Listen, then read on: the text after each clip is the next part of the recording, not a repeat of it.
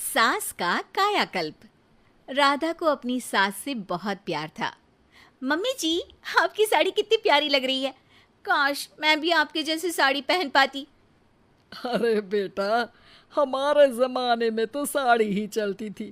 तू क्या करेगी साड़ी पहनकर? दिन भर भागा दौड़ी करती है। साड़ी कंफर्टेबल नहीं फील कराएगी। तू तो ऐसे ही जचती है बेटा।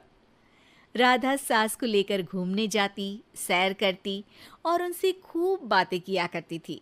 एक दिन, अरे राधा और माँ सुनो, अब हम लोगों को बम्बई चलना पड़ेगा। मेरी नई नौकरी वहीं लगी है। अरे वाह माँ, कितना मजा आएगा ना। अरे नहीं नहीं, मैं नहीं जाऊंगी। बड़ा शहर, बड़े लोग, मेरा दिल नहीं लगेगा। अरे माँ, मैं हूं ना आपके साथ। और सारा परिवार बड़े शहर में शिफ्ट हो जाता है। एक दिन, राधा, तू भी अब नौकरी में जाने लगी है। मैं तो बोर हो जाती हूँ। सोच रही हूँ आसपास की औरतों से दोस्ती कर लूँ। हाँ हाँ माँ, और क्या। यहाँ की औरतें तो किटी पार्टी और बहुत सी फन लविंग एक्टिविटी करती हैं। तो बेटा, दो चार फन लविंग से मुझे भी मिलवा देना। बहू सास के साथ बाहर निकलती है तो देखती है कि सास की उम्र की जो औरतें टहल रही हैं, उनका पहनावा ओढ़ावा सास से बिल्कुल अलग है। लेकिन फिर भी राधा एक औरत को रोकती है। Hello aunty, how are you? Oh great darling. Aunty, हम लोग यहाँ नए शिफ्ट हुए हैं। ये मेरी मम्मी है। क्या ये कल से आप लोगों को ज्वाइन कर सकती हैं? वो औरत सास की तरफ बड़ी ही अजीब नज़रों से देखती है, फिर कहती है, अब ठीक है, कल से भेज देना। सास समझ जाती है कि उस औरत को वो ठीक नहीं लगी, लेकिन फिर भी वो कुछ नहीं बोलती। अगले दिन, अरे माँ, अच्छी सी साड़ी पहनकर तैयार होकर जाइए। आपको आपकी दोस्तों के पास जाना है ना। और नहीं नहीं, मैं सोच रही हूँ घर पर बैठकर टीवी देखूं। वैसे भी रामायण का नया एपिसोड आएगा। नहीं माँ, आप जाओ ना, लोगों से मिलो, बात करो, अच्छा लगेगा। ना चाहते हुए भी सास उन लोगों के पास जाती है, लेकिन सभी सास से बुरा व्यवहार करते हैं। सास मुंह लटकाकर घर आ जाती है। बहू समझ जाती है कि सास को कुछ हुआ है। वो रोज सास को पार्क में भेजती, लेकिन सास रोज मुंह लटकाकर वापस आ जाती। क्या हुआ माँ, आप बाहर जाकर खुश नहीं होती हैं?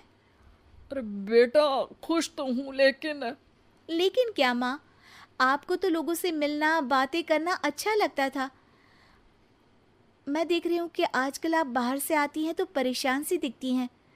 सास कुछ नहीं कहती, अपने कमरे में चली जाती है। अगले दिन राधा चुपके से सास के पीछे पार्क में जाती है। हेलो, कैसे हैं आप लोग? एक औरत मुंह बनाकर साइड हो जाती है। सभी एक दूसरे से बात करती हैं, लेकिन राधा की सास साइड में चुपचाप अकेली बैठी रहती हैं। राधा घर आती है और सास के वापस आने का इंतजार करती है। सास मुंह लटकाकर घर आती है। अरे मम्मी जी, तब से इंतजार कर रही हूँ, जल्दी तैयार हो जाइए, मार्केट जाना है। राधा सास को लेकर बाजार जाती है और उन्हें कुछ मॉडर्न कपड़े दिलाती है। अगले दिन सास उन कपड़ों को पहनकर पार्क में जाती है। Oh my God, you are looking gorgeous. Beautiful top, कहाँ से लिया? हे, मेरे घर में कल किटी है, तुम जरूर आना। अजीब औरतें हो तुम लोग। मैं रोज आती थी तब तो तुम लोग सीधे मुंह बात भी नहीं करती थी। आज इन कपड़ों को देखकर तुम मुझे घर बुला रही हो। लेकिन सुनो, अब मुझे तुम लोगों से कोई बात नहीं करनी और ना ही दोस्ती करनी है। अरे तुम तो बुरा मान गई। वैसे दोस्ती नहीं करनी थी तो ये कायाकल्प क्यों किया? ये मेरी बहू ने किया है। मैं यहाँ सिर्फ ये देखने के लिए आई थी कि तुमको मुझसे समस्या है या मेरे कपड़ों से। कपड़े तो बदले जा सकते हैं। अच्छा चलो, जो भी हो, अब हम लोग तुम्हें अपने साथ रखने को तैयार हैं। लेकिन अब मुझे तुम लोग नहीं पसंद। ये बोलकर राधा की सास वहां से चली जाती है। वाह माँ जी, आज तो आपका चेहरा खिला खिला सा लग रहा है। लगता है आपकी सहेलियों ने आपको अपना लिया। हाँ, वो तो अपनाना ही था।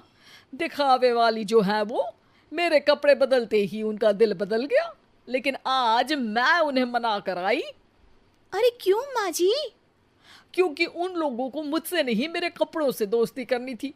वैसे मेरे पास तो तू है ना, मेरी प्यारी बहू, मुझे किसी की जरूरत नहीं है। अरे नहीं नहीं माँ जी, आप ऐसा क्यों सोच रही हैं? बेटा ये गलत भी तो नहीं है, जैसा देश वैसा भेष। क्यों? ठीक है ना माँ, अब जब ये हम लोगों का देश है तो क्यों ना हम यहाँ का भेष अपना ले। हाँ हाँ जरूर, मैं तो तैयार हूँ। समय के साथ खुद को बदलने में कोई बुराई नहीं है, लेकिन कहीं नकल के चक्कर में बंदर ना दिखने लगूं।